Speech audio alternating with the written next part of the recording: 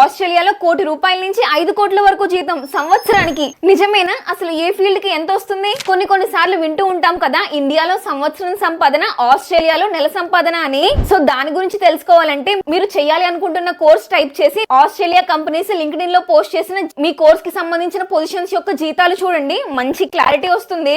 So వివరంగా చూడండి. Technology sector లో జీతాలు ఇవి 38 లక్షల నుంచి 98 లక్షల వరకు. ఇవి ఇంజనీరింగ్ సెక్టార్ లో జీతాలు 38 లక్షల నుంచి 88 లక్షల వరకు.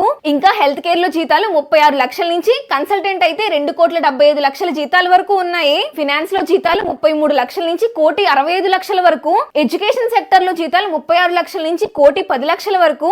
మార్కెటింగ్ అండ్ సేల్స్ సెక్టర్ లో జీతాలు 38 లక్షల నుంచి 82 లక్షల వరకు. లీగల్ సెక్టర్ లో అయితే 38 లక్షల నుంచి 2,75,00,000 వరకు ఉన్నాయి జీతాలు. సాలరీస్ వెనక్కి మనకి ట్యాక్స్లు గుర్తొస్తాయి. సో ఆస్ట్రేలియా ట్యాక్సెస్ గొడవ కూడా తెలుసుకుందాము. 18,200 ఆస్ట్రేలియన్ డాలర్స్ అంటే 10 లక్షల వరకు ఏం ట్యాక్స్ కట్టకర్లేదు. 10 లక్షల నుంచి 25 లక్షల వరకు 19% ట్యాక్స్ కట్టాలి.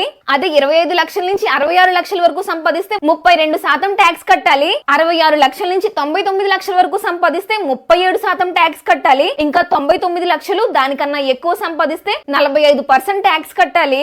ఆస్ట్రేలియాలో చదవడానికి కాల్ చేయండి లేదా బయోలో ఉన్న గూగుల్ ఫామ్ ఫిల్ చేయండి. ఆస్ట్రేలియా విషయంలో మాత్రం తప్పు కన్సల్టెన్సీకి వెళ్తే ఖచ్చితంగా ఆస్ట్రేలియా వీసా రిజెక్ట్ అవుతుంది. సో ఇంత కష్టమైన ప్రాసెస్ కి 5 నుంచి 10 ఏళ్ల అనుభవం ఉన్న లుమినరీ ఓవర్సీస్ టీమ్ ని చూస్ చేసుకోవడం ఖచ్చితంగా మీరు తీసుకున్న బెస్ట్ డిసిషన్ అవుతుంది. ఇది సంవత్సరం తర్వాత మీరే చెప్తారు.